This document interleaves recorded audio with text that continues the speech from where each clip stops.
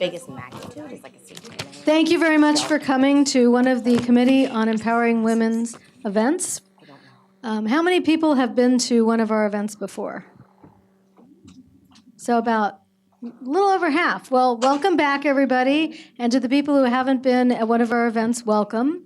So the Committee on Empowering Women was formed by the Beverly Hills Bar Association about a year ago, a little over a year ago.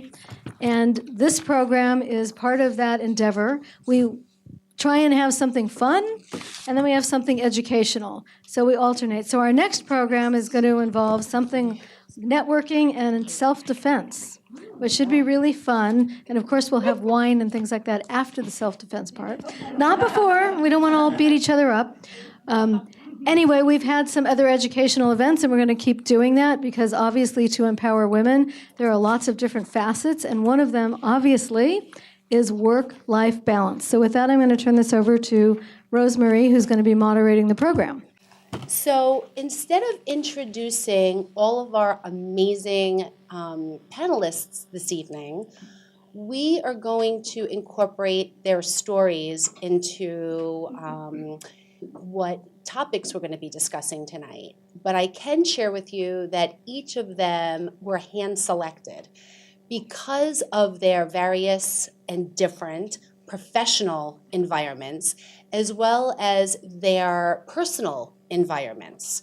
So they're going to share a little bit about what they go through in their lives, both professionally and personally, as we talk about some of the items this evening. So I have a question for all of you. By a show of hands, do you think you can have it all? 2 people. 3. Do I hear 4? Do we get to vote? I know. Yes, we do get to vote. Not at the same time. That is certainly the theme. So it was interesting, and I don't know if this person is here, but if she is, please divulge yourself. I received a phone call from a member of the bar who got the announcement of tonight's panel and left me a 4-minute message and ran out the tape on my recorder. And she said, I have the answer to your question. Can women have it all? She's like, no way, no how, never going to happen. And she had a 4-minute explanation as to why. So it was very interesting. I actually got a lot of feedback on this question. So, and tonight is so heartfelt, I think, to all of us in our different situations. So I would love to make it more of an open discussion and would love to hear feedback from all of you. We will end the evening with a couple of questions as well. And so please feel free to just interrupt us along the way and ask questions and share your stories. So in the early 90s, I read this book, Mary Kay, Can You Have It All? And this book resonated with me so much. I was a young woman, early 20s, didn't have a family, wasn't married, right out of school, extremely ambitious. And I did want to have it all. I didn't even know what that meant at that point in my life. I just knew that I wanted to have a very full, successful, professional, and personal life. And as you evolve into life, that can mean different things at different stages. So Mary Kay had a saying, to make it all work, a woman must walk that fine line that balances her career with her personal life. Balance doesn't just happen.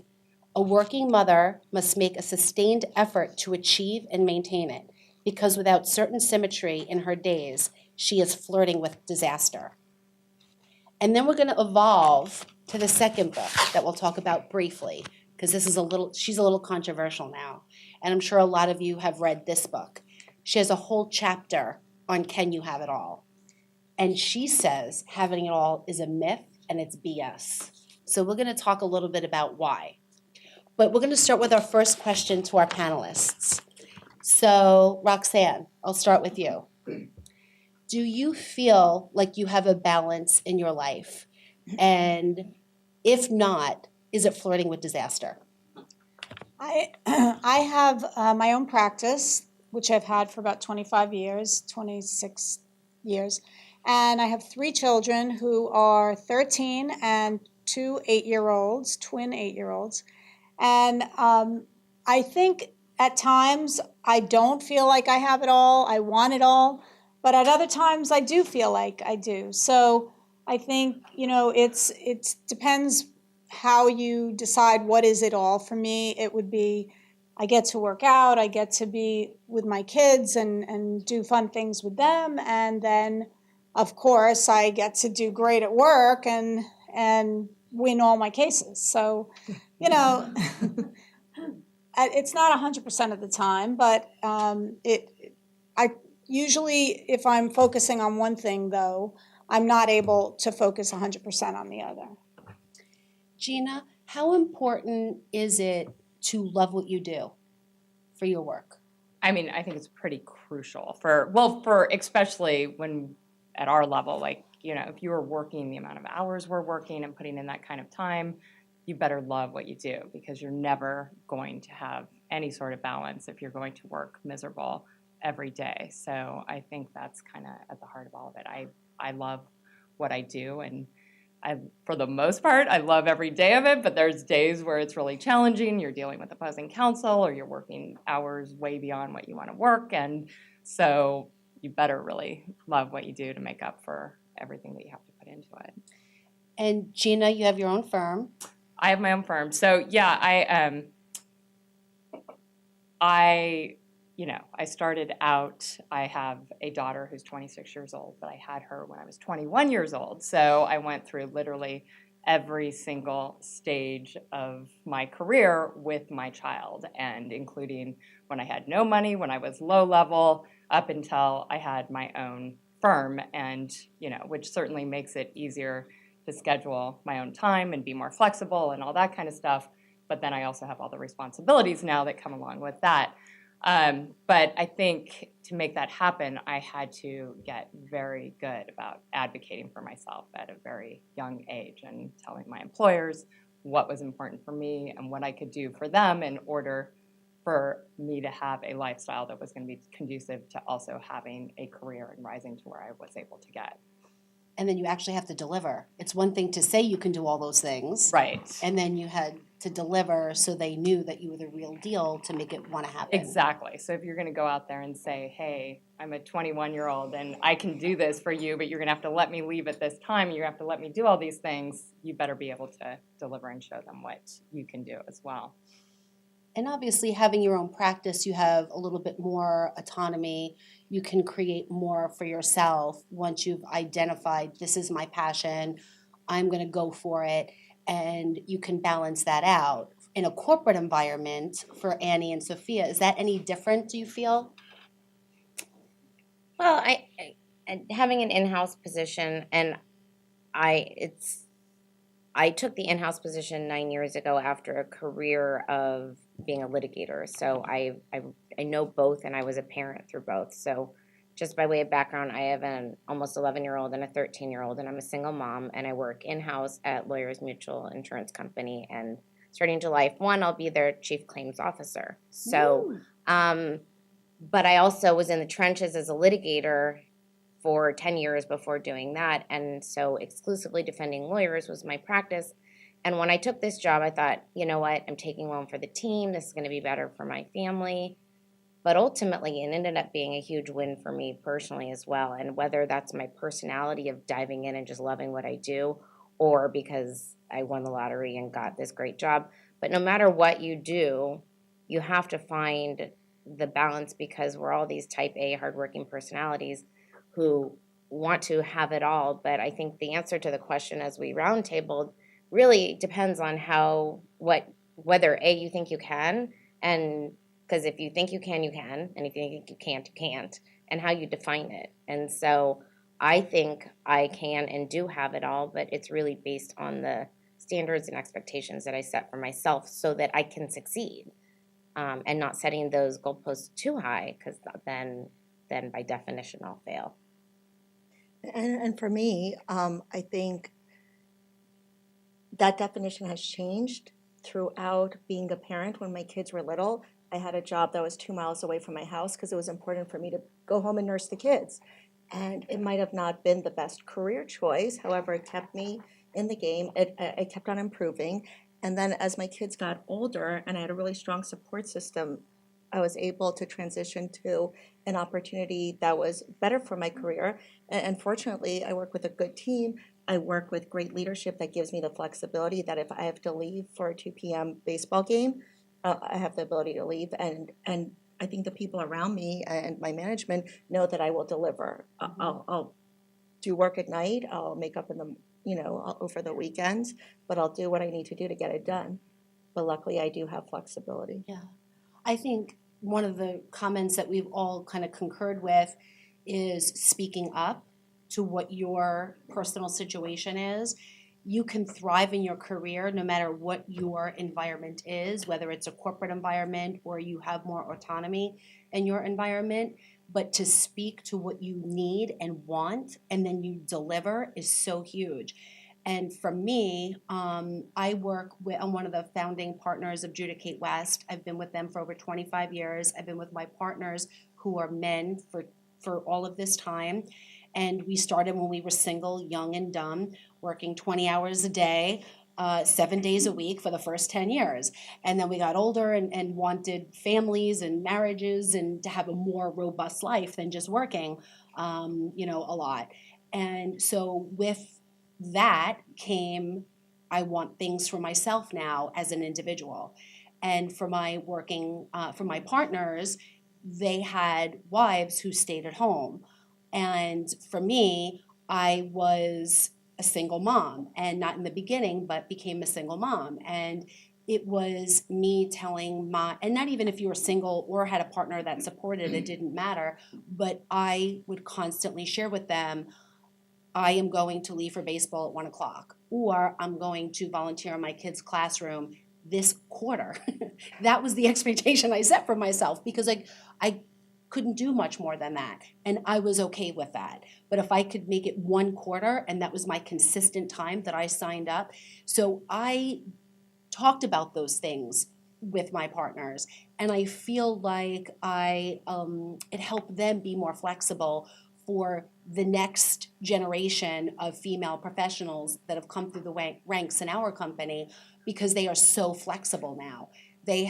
We've incorporated, and I could write the policies and procedures in my company, so that gives me a lot of flexibility, but I have partners that understand. So they get extra days off. They get half days to be with it. They have family days. They have different, options of what they can do because we have paved the way, and that's a really good feeling.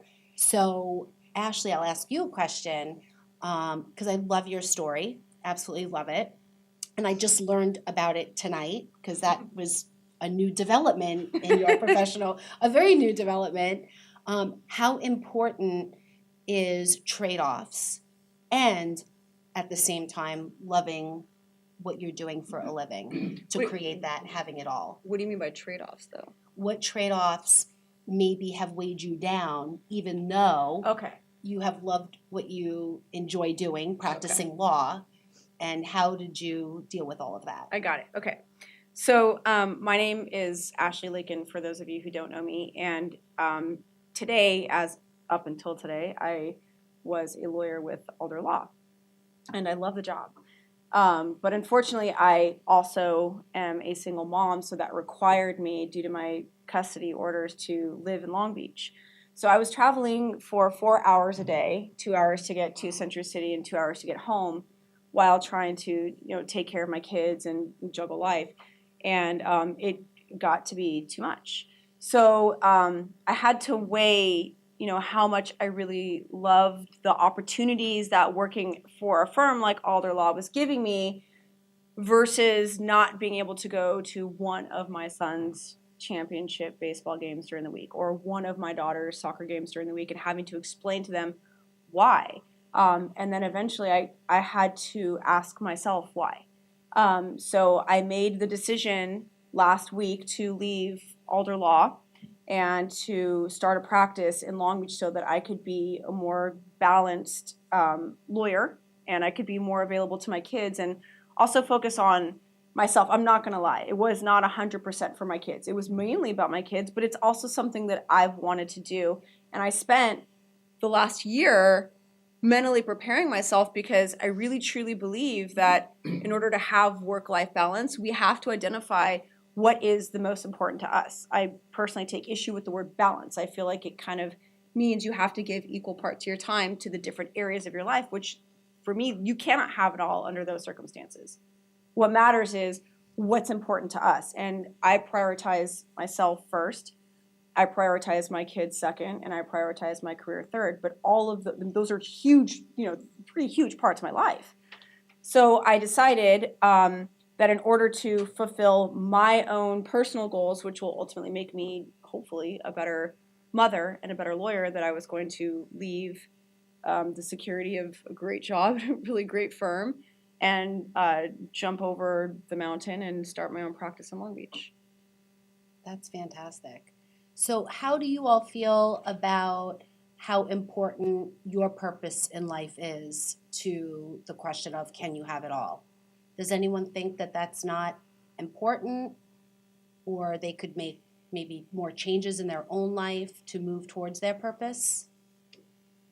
Because I think all of us have a story of sharing, even if your environment doesn't allow for you to have it all, no matter what that is to you, you could make changes in that way. And I think, Roxanne, did someone give you some information on that too? About a... Yes, thank you, Jean. One of our attendees today informed me, which I didn't know, that the California State Bar offers 2 free hours of therapy and 2 free hours of career counseling through the Lawyer Assistance Program and the Transition Assistance Service Program. And there's a phone number if you want to write it down. It's 800-341-0572. It's on the State Bar website too. That's great. So one of the common themes between these two books with Mary Kay and Cheryl was to have a purpose. And that purpose is your theme of life. Your purpose is your constant. And you're always working towards that consistent theme and purpose. And when you're doing that, that creates balance. With all of us, what is having it all to me is different than Annie, is different than Ashley and Roxanne and so forth. So having it all doesn't have to be that pie chart where you're like 50% for your kids, 25% for your partner, or 25. It's not about that. That all evolves over time, and it could be whatever you want it to be. So how important, Roxanne, I'll ask this for you, how important is prioritizing your day and working a plan? Well, it's absolutely important, but I tend to have in-office hours from the crack of dawn until the nighttime from Monday through Thursday. So really, I take my kids to school at least 2 or 3 days a week. So I have time with the kids in the morning. And then on Fridays, I have more flexibility and I'm around on the weekends, unless, of course, there's a work deadline. So obviously, the most important thing for me is, it's funny, you said you prioritize yourself first. And I prioritize work first, to be honest, because if I have a deadline at work, I got to get that done. I know that. And thank God I have a great village, and my husband is great, and he'll jump in, and we have support. We have people that will help us, that you pay to help, but that's what you need sometimes. And so work comes first in terms of deadlines. And once that's taken care of, which most of the time I don't have urgent deadlines, thank goodness. So I specialize in employment law. I do litigation.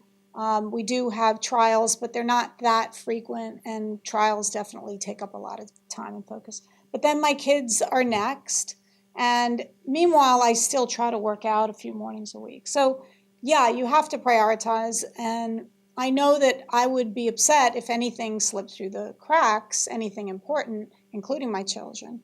So you just try to give as much as you can and have your family or your support system help out where they can too. Right. So plan your work and work your plan. And it doesn't just fall in your lap, these, making everything work. And so it takes a lot of time for prioritizing, is what we all learned. And also, it takes a village. Organizing is huge, and structuring is huge. The planning aspect of putting your goals in order is of tremendous value to the success of those. They're not going to just happen on their own.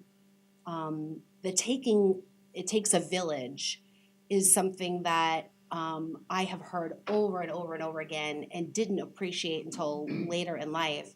And for a lot of us who are transplants from other states and maybe don't have family here, it's hard.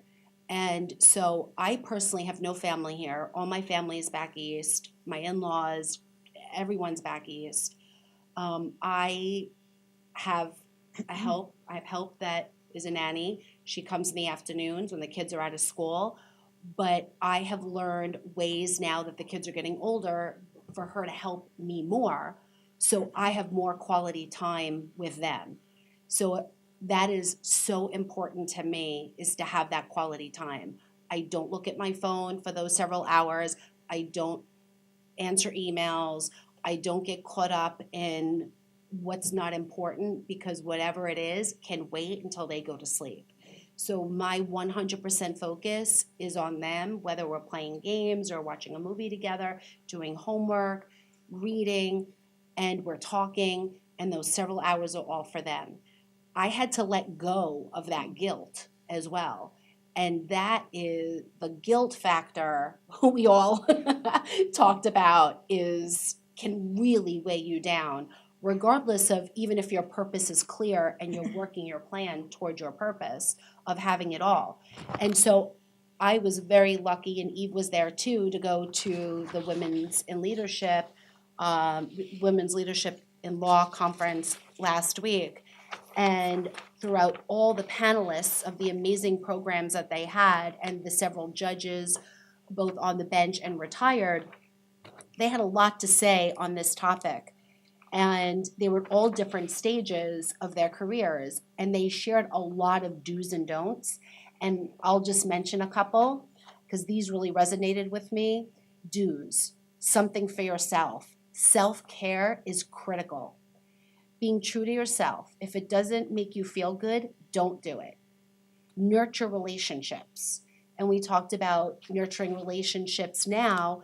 In 10 years, you may come back to some of those relationships and say, this position didn't make sense for me then, but I'll never forget you. I loved working with you. You kept in touch with them.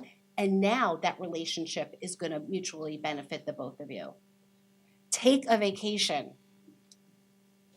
I haven't taken a vacation. It's really sad, up until 2 years ago, without the kids. And it was critical to me creating some space in my head just for myself. And we all talked about that. Later in life, we all figured that out.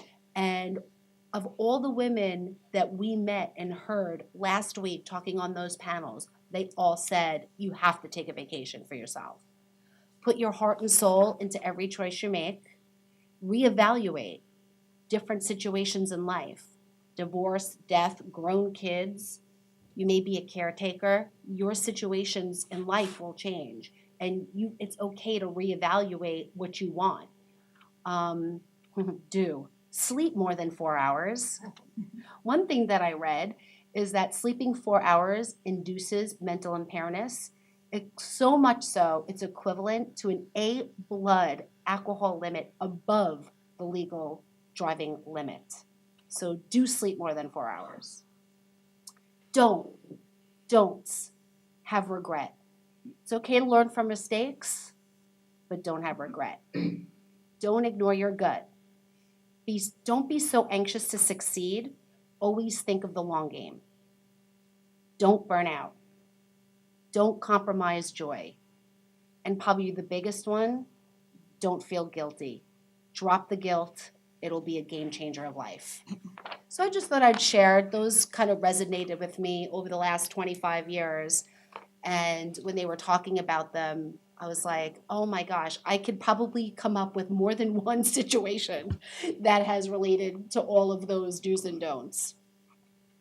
So, yes. Yeah, I was just thinking of something with all the, it seems to be like a common thread through the questions and the do's and the don'ts.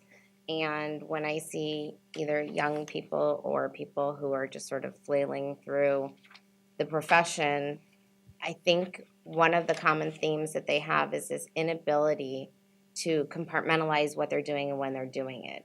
And so we are all, parents, we're lawyers, and we're in relationships, whether it's family, friends, whatever it is. And so for me, I think that the best sort of mental shift I made in all of this in order to love what I do and have it all is to be present doing exactly what it is I'm doing in that moment. And so the quality of my time with my kids is so much better than, it would be if I wasn't present there, because I don't have a ton of quantity of time with them. But if I make sure that quality time is there and I am present when I'm with them, and then when I'm at work, I am present and I'm not worried about them at school, and I'm not feeling guilty that I'm not on the field trip with all the stay-at-home moms, or when I'm in my relationship that I'm not worried about my kids, they're with their dad, they're fine, or not worried about a work deadline. That has been the biggest personal gift to myself, is to be present where I am when I'm doing it. All those do's and don'ts and all the prioritizing, all the rest of that kind of falls into place. So when I have some colleagues or friends that are just flailing about, it's like, stop, refocus yourself. And it goes back to that purpose, but it really is about compartmentalizing what you're doing and when you're doing it is, to me, I think, the biggest key to finding Where did you learn how to be present? You know what? It's a commitment. It's just a mental commitment to just say, look, clarity of purpose. Because what happens is I actually saw other people and saw it in myself. You could see people who were just scattered everywhere, and they weren't succeeding at anything. And that's really where we set ourselves up for failure, is when you feel like you're mediocre at everything, by definition, it all falls apart. And so if you can focus and be present at one thing and be like, I'm kicking ass at parenting right now. Yeah, I did it for 40 minutes today, and I won't do it again, for 2 days because I'm going to a conference and I won't be back. But if you're kicking ass in those 40 minutes, that's fine. Yeah. And you go to work and you win a great motion, or you settle a big case, or whatever it is, and you're not thinking about, feeling guilty about, It's funny mommy that you wars. say that, because there's a book called The Power of Now. Has anyone ever heard of that book? Yes. Of course. Such a great book. And like every time I read, because I read a lot of books by very successful people, and they all say that. It's like a common thread through everything I've read, is they all say you have to learn to be present. And honestly, I will say in my life, I made the shift probably 10 years ago, and they're the happiest years of my life. If I knew middle age would be this fun, I would have fast forwarded. But yeah, it's a mental shift. But you also need experience and life lessons to get you to the point where you have the clarity to do that. You couldn't have told me that when I was young. I'd have been like, screw it, I can do it all at once. Yeah. No big deal. But now, you get to know yourself better as you get older and as you learn from your own mistakes and other people's. And another thing you could do is put away all devices, take away all the distractions. So when you're with your kids, because I'm sure your kids have their own devices and are also distracted, right? Yeah. And when we go to a restaurant, I have everybody put their cell phones in the middle of the table and we play a game. Whoever grabs it first loses. Mm-hmm. And there's a reward. Mm-hmm. Right. How important is managing expectations for yourself with some of these things, Gina? Huge. I think especially for women, I think we're really hard on ourselves, and you have to be kind and be gentle. And, I always say, when I try to listen to my body, and when life is starting to happen to me and it's all coming down on me and I'm feeling the weight of the world on me, it's time to reevaluate. It's time to look around and figure out what's out of balance right then. And I'm a Libra, so everything has to be in balance. And so I used to be a competitive athlete, so I still have to have some athletic stuff in my life, and I have to have some culture in my life, and I have to have my friends and my family and everything. And even though my daughter's out of the house, it doesn't mean that I don't need work-life balance anymore. We all need work-life balance. It doesn't matter if you have kids or whatnot. I mean, everybody has their passions. Everybody has things in their life that you really care about.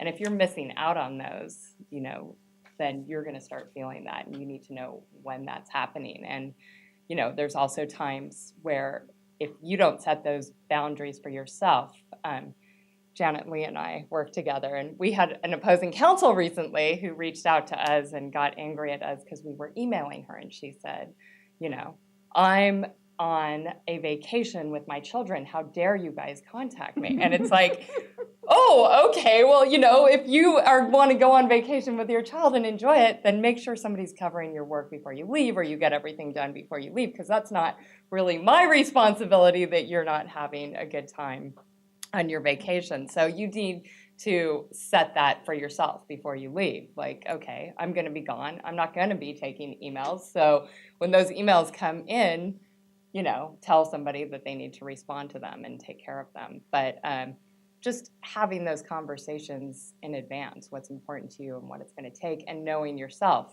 Like, yeah, there's certain vacations I take where, I know I'm going to have to do some work during it. There's other vacations I take where I'm like, I need a break, and I cannot look at my phone, and I cannot look at anything, and I have to shut it down in order to get that presence back in my life. So I have to, take care of those things ahead of time to make sure I can do that.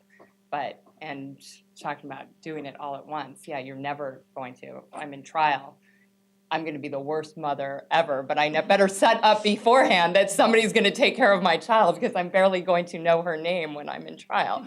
So yeah, but then when I get out, hopefully I'm going to find a lot of quality time to go recover and, spend time with her and have some fun. So I know my situation, I was just a completely unconventional mother, and we just built in our own traditions. I didn't try to be the mom who made dinner every night. I'm really good at going to the Erewhon counter and getting really healthy food and putting it in front of her, but I'm not good at going and getting the ingredients and cooking them and cleaning the dishes. So I know that about myself, so I know I have to, find a way to still be healthy and get us a healthy meal without having to do the cooking. But, we would just, rather than me being home every night for dinner, we had Tuesday nights were Buffy the Vampire night. We'd watch Buffy the Vampire Slayer every Tuesday night. We'd read Harry Potter at, bedtime. So those were things that we made special that weren't necessarily what, I was supposed to be the typical mother who had the balanced meal on the table at all times. But so that's what worked for me. And it's, we all have kids up here, but it's not so much about that.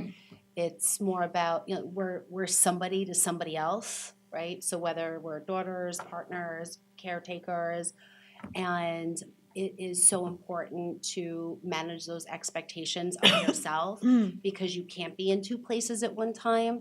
I think for me, now that I'm evolving in my life and my personal situation has changed with being a single parent now, I feel like traveling is really important to me, because I do get to check out mentally from everything. And I love to travel with my girlfriends, and they're the ones that made me do it 3 years ago. They're like, you've never been to Europe? And how old are you? I'm like, I've been to Hawaii like 20 times. I've been to the Caribbean 20 times. They're like, no, you haven't lived if you haven't been to Europe. They're like, are you available these 5 days? I'm like, yeah, why? And they're like, we'll pick you up. And I'm like, excuse me? They're like, you have your passport, right? I'm like, yeah, I went to a conference in Canada. I think it's still valid. And they're like, okay, we're picking you up this date, this time, be ready. I had no idea where I was going until the day before. They took me to Paris. That's amazing. And I had the best time. And yes, I was with my girlfriends, and we laughed and drank wine and ate cheese and bread and all that stuff. But it was the mental detachment I got from all of my responsibilities and just seeing a new culture and appreciating other people and talking to even people like on the plane and the airport. And I'm like, I don't even know how to speak French. And yet I'm like looking at my app and trying to teach myself. And I actually took 6 years, but didn't remember anything. And so, and I'm like talking off of my app. And that inspired me to go to Italy alone. And I went to Italy alone last year, and I had my eat, pray, love moments. And I would have to say, after that trip, I became a different person. I became a different person in a way where I really tried to focus, and I did, and it came very easily because you're out of the country, obviously, and you're alone, on my purpose in life, my many purposes in life. And it was after that trip, I started to live my life according to my purposes. And I had to set my own expectations with myself because before I wanted more time with my kids. And now that I'm single, I'm actually gonna have less time with my kids. Joke's on me. But you know what? I spend every minute I can with them. When I'm not with them, it's so important for me to volunteer and be with my girlfriends. Never had time for that before.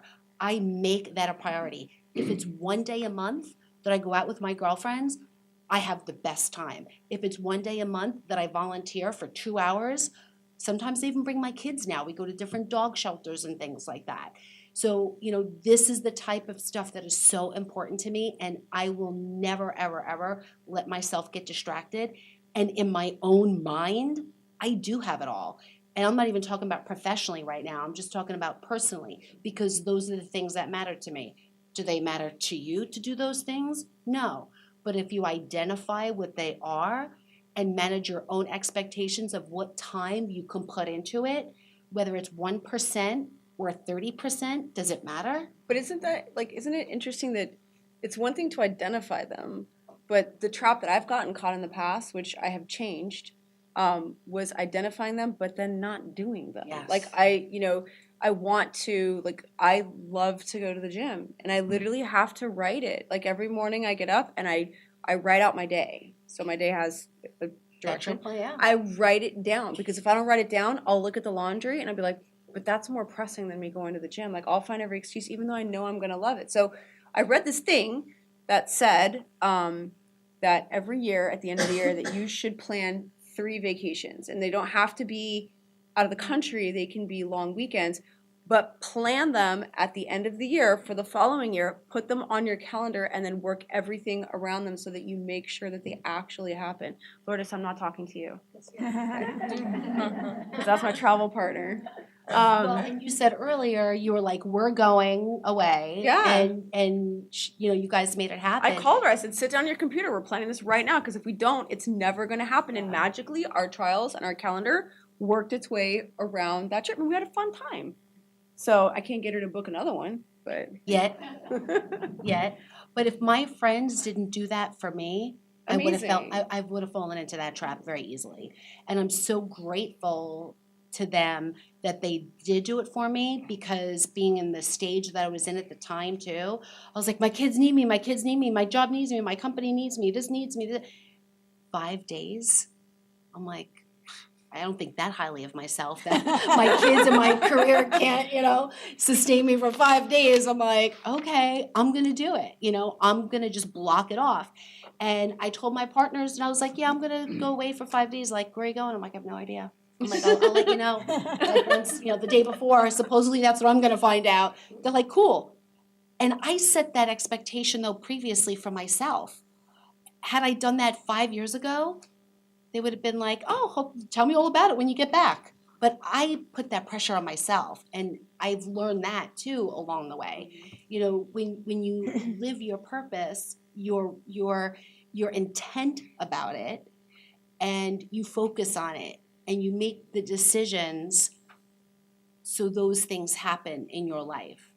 And if you're not intent about it and you don't know what it is, that's when you can't feel like you have it all. You may be in a job or a career that you don't love, or you're not spending time with people that you want to spend time with, or you're not exercising as much, or making healthy decisions for yourself, because there's other things going on that are distracting you from being intent of how you want to live your life. But once you have those intentions in mind and those purposes, and this is something I think we all can agree on, and that doesn't mean that it's going to be perfect every time. You're going to waver, you're going to make mistakes, you're going to get off balance. But then that's where you have your village and your people and your support and your besties and your good friends to lean on and help you get back on track. And I think what you're saying is so important about scheduling. Like, I know when I have time with my kids, sometimes I'm like, okay, what should we do now? And we don't always think of something, and we don't always have to do something. Sometimes it's just hanging out at home and jumping on the trampoline, or, going swimming, or doing something, that taking a walk down the street even. So, but scheduling that time, or even making a list of the things that you want to do when at another time, so that you have that list that you can go, okay, let's, check off these things that we want to get done with our kids, or whatever, whoever it's with, whether your significant other, or with, or just even travel, or spa, massage, whatever makes you happy. Well, just because you have kids doesn't mean you have to stop taking care of yourself. Amen. It's always important to take care of yourself, and if you take care of yourself, your kids will be happier, and you're a better parent. Yeah. When I first heard that, I'm like, that's bullshit. Yeah, but it's I was like, I'm not taking an hour out of my day not to be with my kids so I could exercise. I could always exercise. But this hour is so important for me to spend time with them, or calling my parents back east that they're mad at me because I haven't called them in a while, or there was always somebody else needing that 1 hour.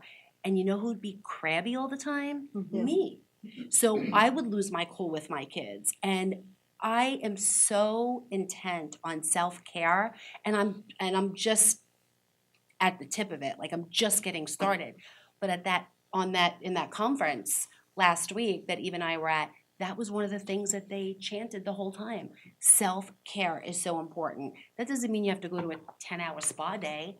It could just be, getting a chair massage, or, just calling a girlfriend and getting your good vibes, or, going to TJ Maxx and getting a pair of Paige jeans on sale for $40 and getting the good vibe there, like whatever it is, it's the smallest. I find so much joy in that. But even if you want the And when they 10-hour fit, it's even better. But even if you want the 10-hour day, Right, go that's it. Whether it's 5 minutes Yeah. or 5 hours or 5 days, drop the guilt. drop the guilt. One of the Huge. things that you were saying about, setting expectations and having your own purpose and intent and all of that, I would say that takes a level of introspection that we don't all have, because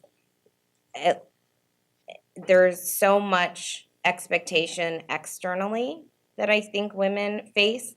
And so to turn it around and not try to meet societal expectations, but your own personal expectations, is actually a lot of work to say, okay, I'm not going to be who the world thinks I need to be.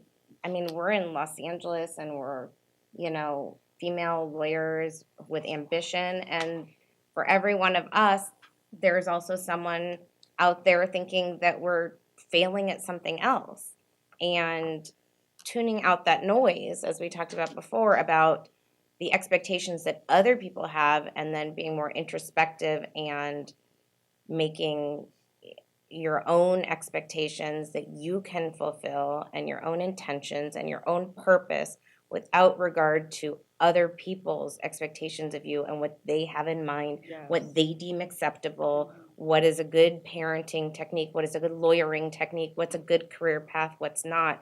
Being able to tune out that noise and say, I'm meeting my own goals, is the key, I think, back to sort of the balance and living with purpose, and being able to go to bed every night saying, I did my best at all of these things, and that's all I can ask for. Because if you compare me to what society thinks I should be doing, that 40 minutes of rockstar parenting just doesn't cut it. But for me, that did on that day. And other days it's, week-long vacations 24/7, and I'm rocking it then too. I just think the point is to make sure that you're setting your own goals that are totally attainable and that they're not influenced by either guilt or societal expectations. That would be the best advice I feel like I wish someone had given to a younger version of me.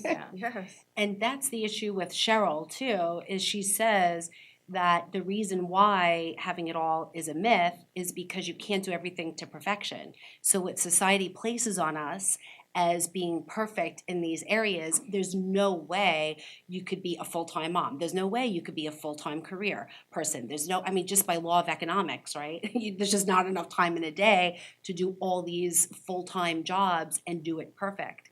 But what we're saying is you don't have to be perfect per the society. You just have to be perfect for what expectation, not even perfect. You just have to reach those expectations that you place on yourself. And it doesn't have to be what society wants you to be. It's what works for you and your family. Gina's 26-year-old is graduating Columbia University, But and she she's did just 5 years ago. 5 years ago, and she's amazing. So there was a Yeah. question. I think you spoke to it. My question was simply that are these expectations based upon when one person at home worked, one person stayed at home, so they're almost like these dual expectations of being both?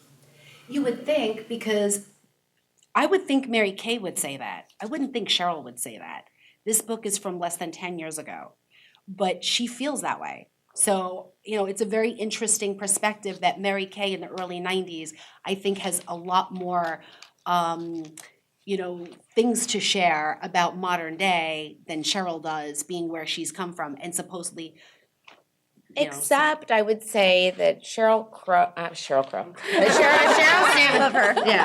Sandberg very honestly talks about how much as we hate it, gender roles still exist. And so what we as female absolutely. career women encounter is not this freedom to be just like men are in the workplace. What we have is the additional burden of filling the stereotypical gender roles that are expected of us, plus the career. It's not like once we chose the career path, like it's like the game of life, you go this way or that way, and now you're relieved of the mental load of parenting. You're, if it's with kids but just what Cheryl did in the book was really, in some ways, that book made me sad. Yeah. Because it really outlined in a very material way that gender roles are real. Women, if they want to succeed, really have to walk such a fine line between being assertive but not bossy, and being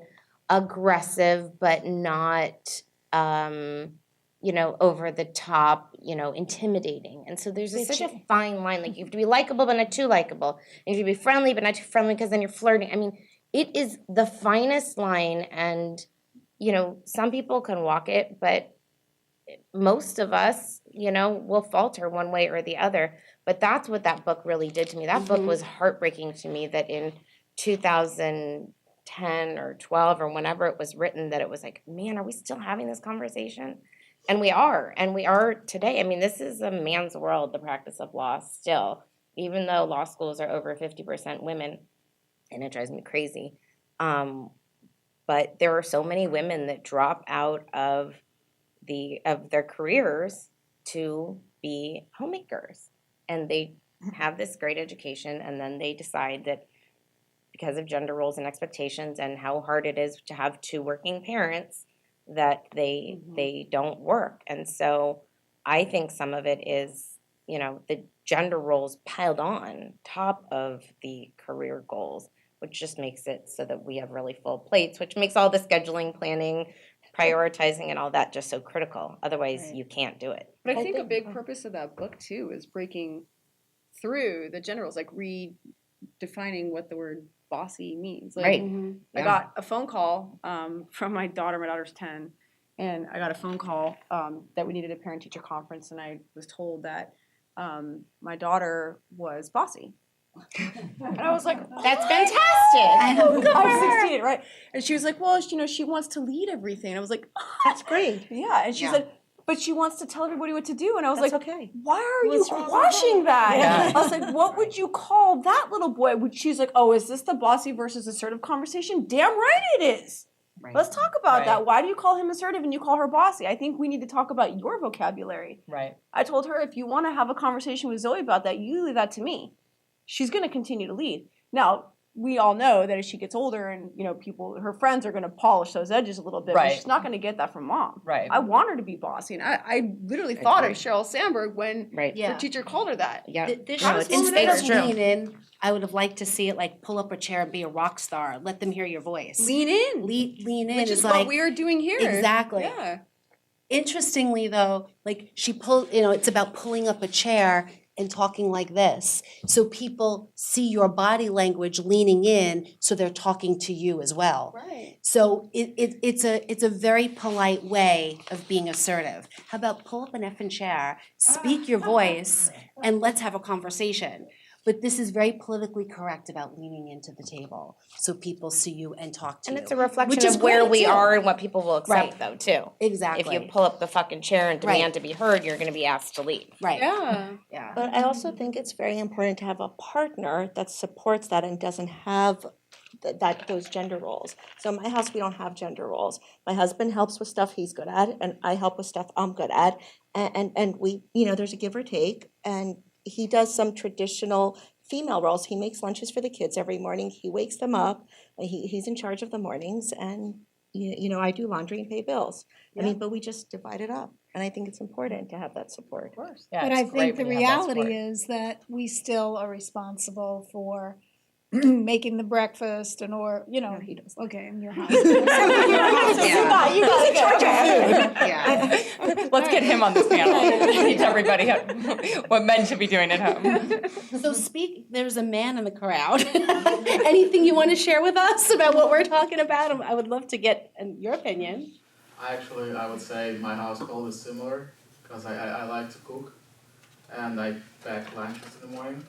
And my wife does a great job in the morning, waking up kids, doing morning homework or something, some reading maybe in the morning. And my wife is a young partner in the CPA firm, so we both have careers, and I think that works. Yeah, there's no gender roles. That's great. So your home is your own government. You guys decide what works best for your household. She travels a lot, and I'm doing consulting work, and so a lot of nights I stay with kids, and it just works. That's great. I think that's ideal, and I think that that's what she talks about and then backtracks a little bit in her next Plan B book, is ideal, but there's a whole mess of us that didn't find ourselves in supportive situations, and what the book felt a little tone deaf on was, well, what happens if you don't? Does that mean, if you're at the end of the road, choose your own adventure, you stop here because you don't have a supportive partner, so you can't go to that conference and you can't, get yourself out there. And it's not that you can't, it's just that it's harder. Everything's harder when you don't have a supportive partner, but it still can be done. And you talk about, the village and finding your way, whether it's finding your way within an unsupportive situation or finding your way out of an unsupportive situation to something where you either stand on your own 2 feet or find a new partner. But that is a huge asset, and I think a lot of successful women do have partners like that, and that being lifted up to be able to advance your own career and purpose, that's such a gift. And I always envied women who had that kind of partnership, that like their careers were just as important, and it is a critical asset. Well said. Yeah, I mean, I've done it with and without. I now have a supportive partner, and it is much easier to do it with, having somebody who's supporting you, and you can divide up tasks and say, you, even when we cook, I'm like, okay, you make the meat, I'll make the vegetables or whatever. We try to divide things half and half. But, when I didn't have any, because I think the other thing is, at this point in my career, I can also hire people, and that helps a lot. But there's a lot of women who can't do that. We can't not everybody can hire a housekeeper and somebody to help drive their kids around and do all these things. So when I had no money and I was a single mom and in my 20s, I had to really turn to friends. I didn't have any family here, but also the women I worked with. I worked at Universal Studios for years, and we had our own school there, and so in preschool and kindergarten, and then I just formed a group with other single moms, and we would help pick up each other's kids, and if they wanted to go on a date, I'd say, okay, drop them at my place tonight, and we would reciprocate. And so none of that cost any of us any extra money, but it was what I had to do. I had to find a community that worked for me, that was going to support my ability to keep going forward in my career path. Yeah, we all talked about that, our level of comfort in asking for help. And we all have different levels of comfort with that. And the difference is you're going to reciprocate that help with other people. And creating that community and village is so critical, whether it's with kids or whether you're going out of town, you want someone to watch your pets, or whatever it is so, so important. When you're saying to them, let me help you with something, and in return, I'm going to be going away this amount of time. Would you mind picking up my mail and doing this? And I'll do the same for you. And they're saying yes. It is such peace of mind that you can get each other's backs. And then along the way, those people won't deliver, and you'll be like, I'm done with you. But you'll find, through trial and error, you find your people. It won't happen with everybody, but those people will fall by the wayside, and you'll select the people that you feel the best about, and that you feel good about helping, and they feel good about helping you. And I think we've all found that in our communities, and it wasn't easy and took a while. And whether you're single with kids or no kids, it is absolutely critical, whether you have families here or not. I think that's definitely been part of our success stories. And I know for me, it's been a tremendous blessing, and I use it more and more. And not even because I'm a single mom, but my kids love to be with their friends. I love to give back. I love to help. So for me, on a Saturday afternoon, I hate getting my hair done. I feel like it's a waste of time sitting in a chair for 2 hours. But I'm like, I'm going to drop my kids off at my neighbors, and they're going to jump in the trampoline and have some fun. And then when I come back, I'm going to take them out for pizza and ice cream. And they get a 4-hour play date out of it. Like, how great is that? So little things like that have made such a big difference in my life. And one tip, we talked about some tips of making our lives easier. So let's all share one tip, and we'd love to hear tips from you, and then we can close it out with any questions. Instacart has changed my world. So I don't know if you know about Instacart. It's just like a delivery service pretty much, and they deliver from not all grocery stores, but there's like 20 or 30 grocery stores now constantly adding, plus CVS and Walgreens and all of that. So they'll get your prescriptions and your pharmaceutical needs and all that stuff. And it's like Amazon Prime, but it's that day delivery. So it's $100 a year. And I go to Trader Joe's, Ralph's, and Costco every week. That is the biggest time sucker ever. So now I do Instacart, I fill out the forms to what I need, and you schedule the delivery. So usually I'll do it at night for the next day, and I even schedule it for my sitters there. So I don't have to be there, and she puts everything away. I probably gained 2 hours in my week, so I'll share that tip. Me? Yeah, go down. I was like, which side of the table? My tip to anybody trudging through this journey of balancing life, career, relationships is just be kind to yourself. The world is full of critics and judgment, and at the end of the day, I think if we were kinder to ourselves, we could probably let some of that guilt flow away and some of that tension. Just be as kind to yourself as you are to the people around you, because we're all kind, loving people, but we don't turn that back to ourselves. That would be my tip. That's great. I would say at least 5 minutes of meditation in the morning or in the evening. It really clears your mind. It also kind of helps me become more present too.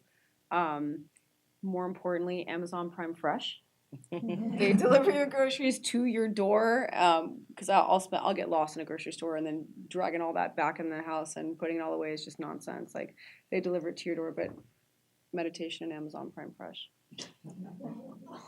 I'm feeling guilty about saying that work comes first over my children, but actually, if it was important for my children, they would come first. So at different times, different parts come first. I love So- that nobody criticized you and you still feel the need to I feel defend it guilty. because that's how we are. The guilt. So there's one thing that I just did this year, maybe for the first time in my 31 years of practice, and that's schedule vacations. And normally, I don't know where I've been on this, but it's so important. I mean, I have scheduled some in the past, but it might be 1 week here in a year or 1 week in another year. And we haven't, as a family, been away for a long time, other than to visit my husband's family in Canada. So this year, we scheduled 2 weeks, separate weeks of vacation. So I would say schedule fun times. Whatever that means to you, schedule them. Make sure they get on your calendar, because that's so important just for happiness. And I definitely agree with, sometimes vacations are tough, just scheduling a night out and just doing something fun and trying to enjoy, this journey. I love Amazon Prime and I love Costco 2-day delivery, but I also love Hop, Skip, and Drive. What is, It's is that Uber the for shuttle? kids. So it's like Uber for kids. So they have Oh. 5 years of childcare experience. You could watch when they're picking up your kid, where they're going. They'll walk your kid, like if they're playing volleyball, they'll park and walk them to the gym. Get out. So I love, there's 2 other ones, but Yeah. that's my tip along the lines of Instacart and Amazon Prime. That saves time. Hop, skip, and jump. Hop, skip, drive. Skip, drive. And now there's 2 other competitors that aren't as Oh, expensive. good. Maybe the prices will go down. Yeah. And there's also Go-Go Grandma, Go-Go Grandparent. Right, For your parents yeah, for or your for grand- for the elderly grand- for the people older who need people. help. Oh, Lord. So, it's like Uber for grandparents. I put my mom on Hop, So- Skip, and Drive. Did you? That's so funny. That's great. For the other generation dealing with Streamline. So I think I gave some tips I didn't know earlier, that but for grandma. as far as grandparents. yeah, I'll have to. As far as additional tips, I mean, it helps me. I always told my daughter, I wanted to model the behavior. If I wanted to raise a strong, independent woman, I wanted to model that to her. But I think that's just in general, it's going to keep you happier, and also if the people who work with you are seeing that these are the things that you should be doing, then we're going to help pave the way for everybody else who's coming after us and start having a different conversation, and going to make it a lot easier for women to speak up and have lifestyles that are conducive to having work-life balance, and men too. Everybody should be, advocating for themselves. So I think it's safe to say that we all agree on this panel that we can have it all, just not at the same time, right? Yes. Awesome. Well, our time is almost up, but I'll turn it over to you if you have any questions. Would love to hear them. Any comments? Great. We did such a good job. got on the everything. comments. Wonderful. We only ran 5 minutes over, so perfect. Well, thank you all for spending time with us tonight. We really appreciate it.